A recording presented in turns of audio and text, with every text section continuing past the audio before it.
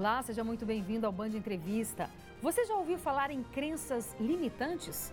Como o próprio nome diz, são informações nas quais acreditamos e que, de certa forma, nos limitam, nos impedem de ir mais além. Por exemplo, uma pessoa pode acreditar que não é boa em matemática e nunca aprender de fato a matéria. Ou ainda, ter uma crença que não consegue emagrecer porque não consegue seguir uma dieta ou uma mudança alimentar. Essas crenças, muitas vezes, podem impedir que a pessoa alcance o objetivo, coloque em prática as verdadeiras metas. Mas como quebrar essas crenças? Como sair da nossa zona de conforto para ganhar outros horizontes?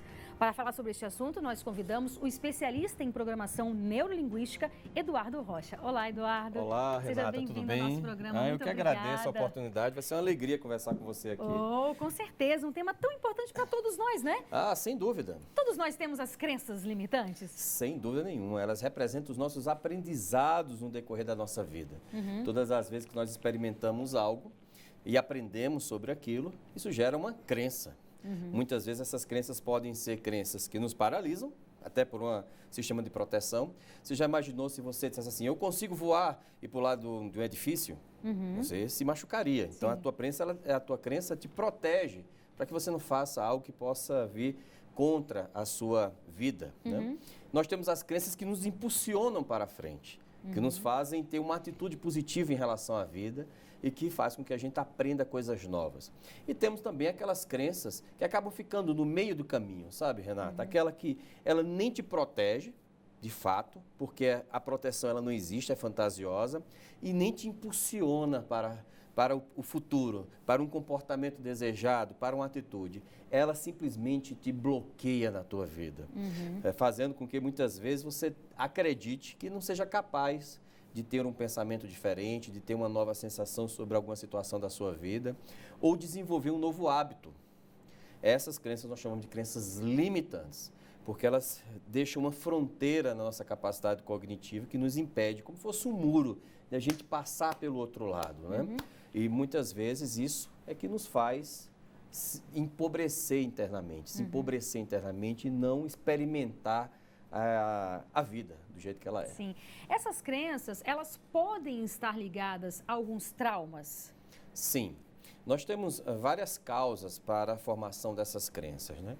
Quando você teve momentos na sua vida que foram situações traumáticas ou eventos negativos, né? Você pode ter tido naquele momento uma dor física, ou proveniente de uma violência, que alguém fez uma violência em relação a você, ou um sofrimento, que é uma dor emocional. Quando você não teve aquela somatização física, porém ela acontece de forma psicológica, psicossomática, gerando um certo estresse em você. A esses processos, a sua psique, ela te defende para que você não mais faça aquilo ou que você não tenha mais aquela sensação. Um mecanismo de defesa mesmo. É um mecanismo de defesa, exatamente. Né? Só que muitas vezes aquilo é sobre uma interpretação da tua mente quando você tinha uma determinada idade. Então, por exemplo, vamos imaginar um cenário. Você com 4 anos, um coleguinha empurrou você do balanço. Aí você desenvolveu uma crença limitante que você não consegue voar de avião. Entende? Que naquele contexto... A mente faz uma associação, né? Exatamente. Naquele contexto, você se proteger e acreditar que você não consegue mais voar era importante. Mas quando você se torna um adulto, esse pensamento ele não é mais um pensamento que te leva ao amadurecimento e o desenvolvimento humano, mas sim a uma infantilidade, a um pensamento infantil que não foi desenvolvido, que não foi projetado. Eduardo, você falando aí, eu tô estudando, tô fazendo um estudo de psicanálise, né? Sim, uau. E isso tem muito a ver também com autoconhecimento. Sim. Porque você chegar a essa informação de que não, eu não ando de avião porque eu sofri um trauma, né, na minha infância e tal. Então isso tem muito a ver com autoconhecimento também, né? Sem dúvida nenhuma. As crenças elas podem ter essa origem de ter uma causa traumática, mas elas podem também vir de aprendizados que você teve no decorrer da sua vida. Você simplesmente foi desenvolvendo um pensamento um pouco intuitivo sobre algo, às vezes falado por outras pessoas de certa autoridade para você, que você acreditou mesmo sem ter validade em evidências. Isso acontece muito com pai e com mãe, né? assim, quando a gente, nossos cuidadores, eu vou chamar cuidadores de forma geral, eles chegam para nós, você não consegue, não faça isso, você não pode fazer isso. E fica repetindo isso para a criança, você não pode fazer isso, você não pode fazer isso. Ela começa a ter aquele pensamento, eu não posso fazer isso, eu não posso fazer isso. Quando ela se vê diante de um desafio de, por exemplo, ir para uma nova proposta de emprego, subir na carreira, vem aquela voz, você não pode fazer isso, você não consegue fazer isso, você não merece fazer isso. E muitas vezes ela nem consegue associar aqueles nãos que ela recebeu na infância. Exatamente, né? Foi desconectado, né? A mente aprendeu aquilo, criou um padrão de pensamento recorrente, um padrão de pensamento que define quais são as escolhas e decisões que ela vai ter no decorrer da vida. Então, algumas são provenientes de traumas, sem dúvida nenhuma, de eventos negativos, mas a grande maioria, Renata, eu te falo, pela minha experiência de atendimentos terapêuticos, vem de condicionamentos, de processos repetitivos que você vai fazendo no decorrer da sua vida, de justificativas que você dá, muitas vezes, para não fazer algo. E você fala para você mesmo, por você não querer, não ter ganho suficiente, não enxergar valor naquilo, você acaba se justificando. Eu não posso fazer isso. Quantas vezes nós falamos isso? Quando a gente não queria fazer algo, a gente fala para nós mesmos, eu não consigo fazer isso. Mas, na verdade, não é porque você não consegue fazer, porque você não quer fazer. Existe uma diferença muito grande. E aí, Eduardo, vamos filosofar um pouco aqui. Pode ter também um certo receio da pessoa achar que ela não dá conta, sim, e aí ela nega que ela quer aquilo e muitas vezes não querer sair da zona de conforto dela. Exatamente. Perfeito, Renata. Você teve um pensamento brilhante agora. Com a zona de conforto, na minha zona de conforto, nós, seres humanos, por incrível que pareça, nós nascemos para sobreviver. Então, qualquer coisa que nos saia da percepção de que a gente vai arriscar a nossa vida, automaticamente a gente, dá um passo atrás. Não quero me arriscar muito. Eu costumo dizer que a mudança é uma escolha, é uma decisão. Porque, naturalmente, por nós, a gente ficava nessa nossa vida de bom vivant. Sim, sim. É muito mais interessante, perfeito? E o que é que a gente faz para nos proteger nessa zona de conforto? Nós criamos um muro. Esse muro são as nossas crenças limitantes, nossos paradigmas, que nos protegem, né? E olha só que coisa curiosa, né? Tem tido uma situação muito interessante hoje com as mães que estão super protegendo seus filhos. Mães e pais, eu vou dizer pais em geral, né? Não vou trazer essa responsabilidade só para as mães, mas para os pais também. Os pais em geral. E o que é que eles fazem? Quando eles protegem a criança, o seu filho, de eles terem a oportunidade até de se ferir, claro, em alguma situação, de precisar enfrentar um amiguinho porque fez bullying com ele, ele deixa de desenvolver o mecanismo de enfrentamento. A essa criança, quando ela se torna adulta, ela precisa de uma justificativa, porque ela não consegue enfrentar essa realidade, de realmente responder aos estímulos que o mundo está dando para ela. Faz com que ela crie justificativas. E, na maioria das vezes, também são crenças limitantes. Sim. Percebe? A gente vai falar daqui a pouco como identificar e como romper essas crenças limitantes. E olha, a gente lembra que esse programa ele é gravado, mas você também pode participar com comentários e sugestões de entrevistas. Anote o nosso telefone 99976-9204. E agora a gente faz um breve intervalo, é bem rápido, não sai daí que eu espero você.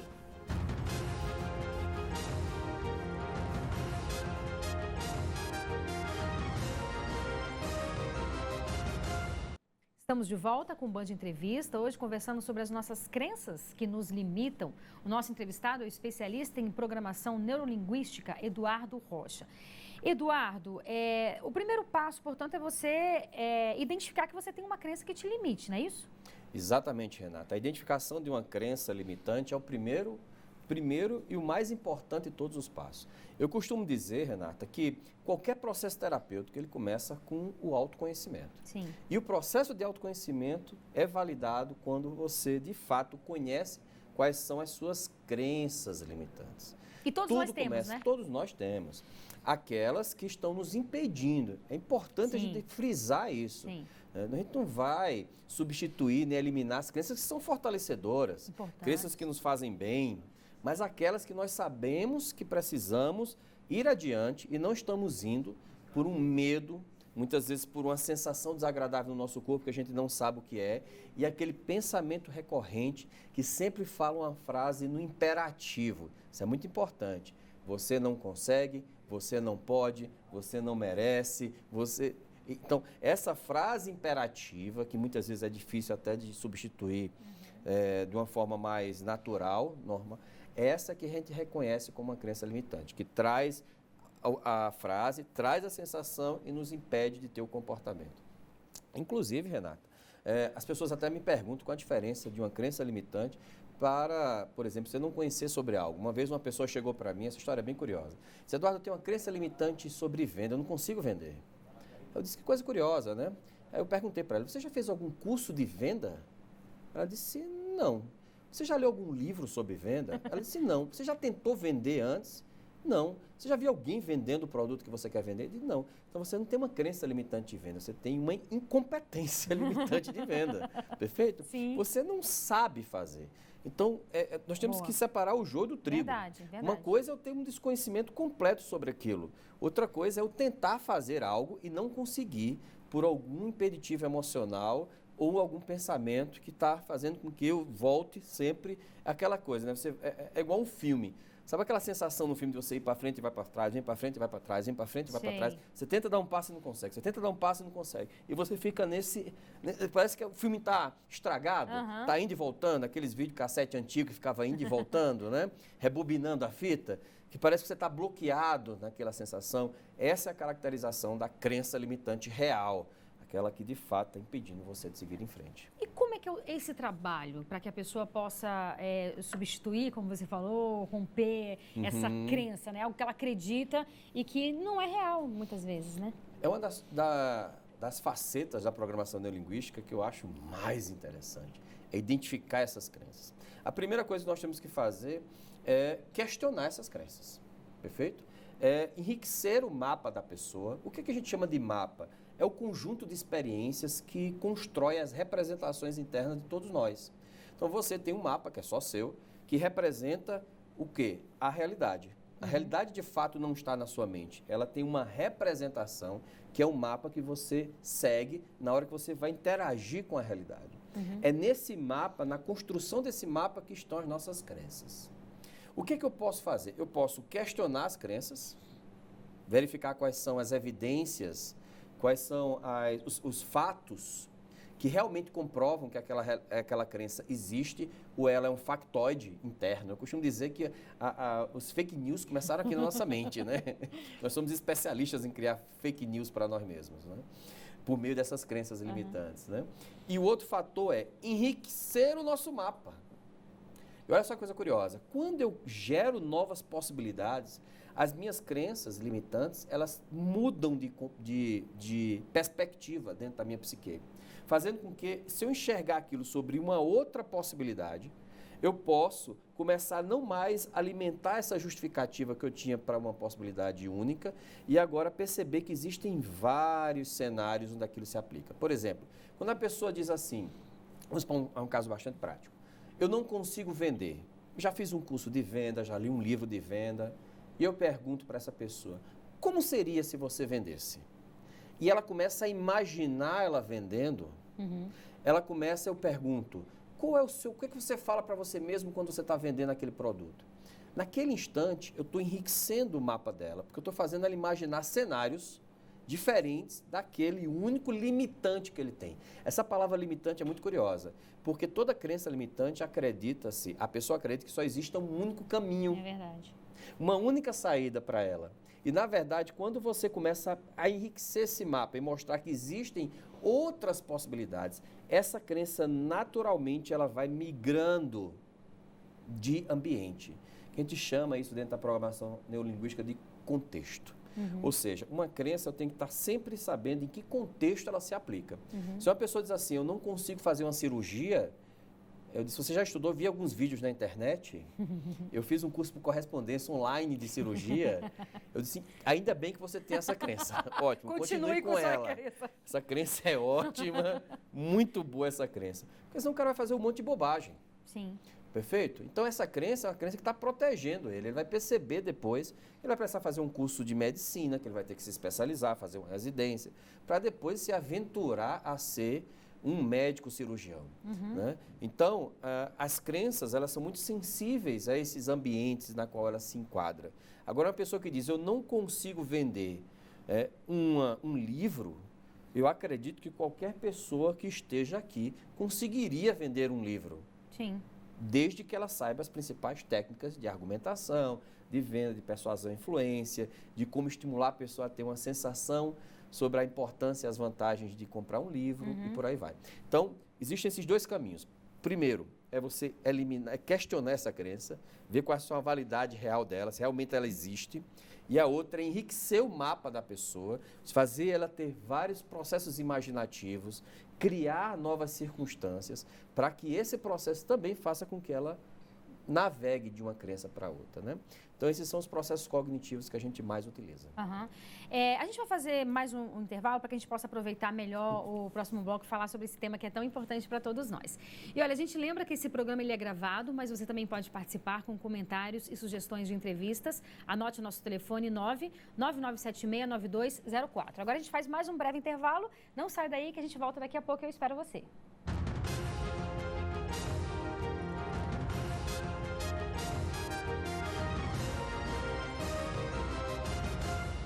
Estamos de volta com o Band Entrevista, hoje conversando sobre as nossas crenças que nos limitam. O nosso entrevistado é o especialista em programação neurolinguística, Eduardo Rocha. Eduardo, a gente pode dizer que existem crenças limitantes no campo afetivo, no campo amoroso. Hoje a gente vive num mundo onde as relações são muito efêmeras, né? Os relacionamentos terminam de forma muito rápida, ou então a pessoa não consegue encontrar uma pessoa, ou seja, pode ter uma crença limitante impedindo com que essa pessoa tenha uma relação saudável também? Ah, sem dúvida nenhuma, Renata. Em relação aos relacionamentos, no campo do relacionamento especificamente, as crenças, elas acabam se potencializando ainda mais, porque existe um impacto emocional. E eu tenho na sustentação do processo do pensamento a emoção, que dá a validade daquele processo. Então, vou citar como exemplo, né? Uma mulher que tem um primeiro relacionamento e ela é traída. No segundo também. No terceiro também, ela aprende que todo homem não presta. Que os homens não prestam, porque ela foi traída de forma consecutiva. Quando ela começa a adquirir essa crença, algo muito curioso começa a acontecer no comportamento dela. Ela começa, ao mesmo tempo que ela tem medo que se aproximar de pessoas que tenham esse perfil, ela acaba atraindo, porque o pensamento, nossa psique, ela não processa a negatividade. Se eu disser assim para você, ó, não pense num carro amarelo, você tem que primeiro pensar no carro amarelo para depois você negar essa imagem. Não existe o fato. Como é que é não pensar num carro amarelo? Não existe isso. Então, quando você diz assim, eu não quero um homem safado, isso faz com que você primeiro pense num homem safado, que você diga, eu não quero esse homem. Só que no momento que você pensa sobre ele, você acaba atraindo essa mesma pessoa. Então, o mais interessante seria eu definir qual é as qualidades, o perfil que a pessoa precisa ter para que eu possa me tornar uma pessoa interessante. E depois disso, né, o que é que eu tenho que fazer para me tornar uma pessoa interessante para essa pessoa? Porque às vezes a gente tem um hábito também de transferir muito para o outro, né? A ele que tem que gostar de mim, os homens não prestam, mas o que é que você tem feito para se tornar uma pessoa atraente para outras pessoas? Então esse pensamento é um pensamento mais fortalecedor e te aproxima mais do resultado. Na PNL nós temos uma característica no nosso pensamento. É programação neurolinguística, Isso, né? Isso, PNL, programação neurolinguística. Dentro da programação neurolinguística, Renata, nós temos um pensamento. Nosso pensamento é melhor que a gente mova a nossa mente para o que nós queremos do que ficar querendo evitar o que nós não queremos. Perfeito. Eu costumo dizer, até em relação, dou um exemplo bem curioso, né? Seria mais ou menos como se você chegasse num táxi e dissesse o seguinte, eu não quero ir para o shopping. Aí o taxista começaria a dizer, mas para onde você quer ir? Aí eu não quero ir para o plano. Ela não sabe para onde ela quer ir, na verdade, né? Para onde você quer ir? O taxista ia perguntar, olha, cara, eu não quero ir para o aeroporto. É assim que a gente está conduzindo a nossa vida, no que a gente não quer ter. A nossa mente fica confusa, porque ela precisa projetar primeiro esses cenários e dizer, não quero isso. Enquanto que, para a programação neurolinguística, é melhor que você diga para onde você quer ir. Qual é o teu objetivo? Deixa ele específico, deixa ele positivo, deixa ele alinhado com seus valores. Permita que esse objetivo seja validado por evidências, que ele já tenha acontecido no teu histórico de vida ou de outras pessoas. Isso é um exercício? É um exercício diário. Por isso que nós chamamos essas pessoas que trabalham com PNL de praticantes, porque é uma prática diária. Nós somos praticantes de programação neurolinguística. Essa é a nossa característica, né, quando a gente se posiciona no meio. Eu pratico PNL todos os dias. A PNL, portanto, a programação neurolinguística, ela é uma metodologia. Mas, além de uma metodologia, ela é uma questão de atitude. É ter uma atitude sobre a vida. É ter uma atitude de impactar o mundo. Não deixar somente o mundo impactar você. Começar a ter uma atitude mais positiva em relação a isso. E ela traduz-se também como uma tecnologia.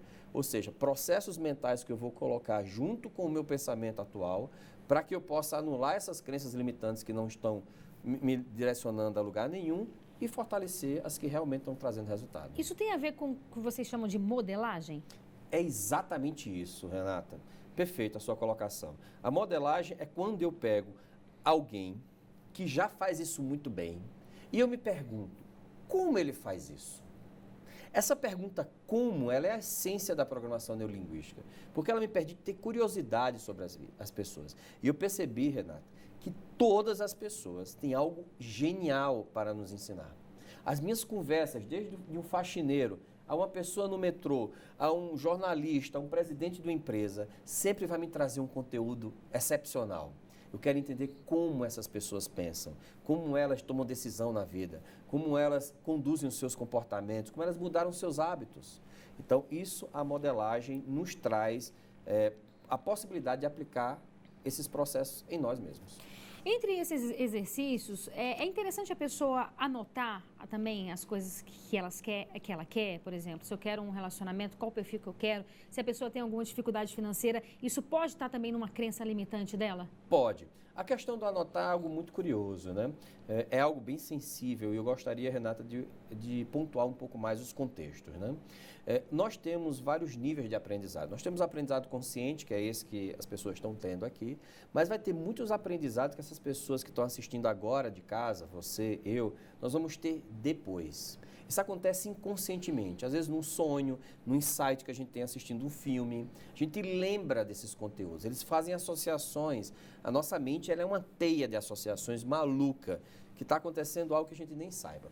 Esses aprendizados inconscientes, eles são muito mais rápidos, eles são muito mais aplicáveis à nossa vida e eles geram menos esforço da nossa mente consciente. Enquanto que o aprendizado consciente, ele gera mais esforço. Ele tem que ser aquela coisa pragmática, eu tenho que anotar, eu tenho que fazer A mais B mais C. Isso exige mais condicionamento. Os dois são importantes, os dois são válidos, mas nós optamos por esse aprendizado mais inconsciente, esse aprendizado mais espontâneo, que você faz, que você aplica a técnica em você, por isso que todas as técnicas de programação neurolinguística, elas são muito rápidas e elas já fazem você aplicar, é como se o processo já tivesse acontecido.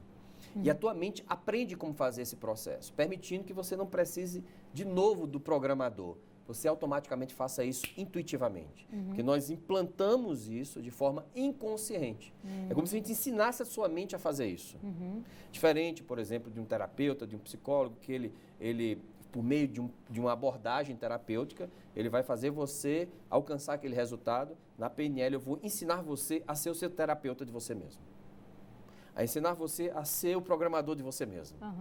Ou seja, é um processo mais educacional para a tua mente. E nós trabalhamos com a educação inconsciente. Interessante. E para isso a pessoa tem que estar muito atenta a ela mesma. O foco, em vez de estar voltado para o colega de trabalho, para o vizinho, para quem quer que seja, tem que estar voltado para ela e para os pensamentos dela. Exatamente, Renata. A nossa tríade é bastante simples, né? O que nós pensamos é a fonte de todos os nossos recursos, que traduz nos nossos sentimentos, e que os sentimentos são os gatilhos para os nossos comportamentos. Então, muitos dos nossos comportamentos, as nossas emoções, elas foram criadas para deixar os nossos comportamentos mais rápidos, né? E depois que eles são condicionados, que eles são repetidos, eles ficam operantes na nossa vida, a gente nem precisa lembrar mais deles. Eu não lembro mais quando eu entro no carro como dirigir. Eu automaticamente dirijo.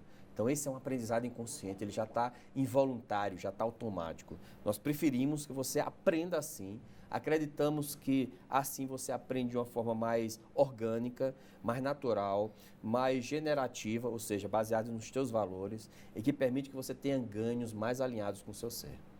Eduardo, muitíssimo obrigada pela sua participação. Chegamos ao fim, infelizmente, mas vamos já agendar outra entrevista aqui para a gente falar mais sobre isso, viu? Eu que agradeço, Renata, agradeço a Band. Foi realmente maravilhosa essa conversa. Eu espero que todas as pessoas que estejam assistindo possam romper suas crenças limitantes, substituir por crenças fortalecedoras. Afinal de contas, podemos sim ter a vida que desejamos. Maravilha, obrigada, viu? E o Band Entrevista de hoje fica por aqui. Muito obrigada pela sua audiência e companhia. A gente volta a se encontrar na próxima semana. Eu vou esperar você. Tchau, tchau.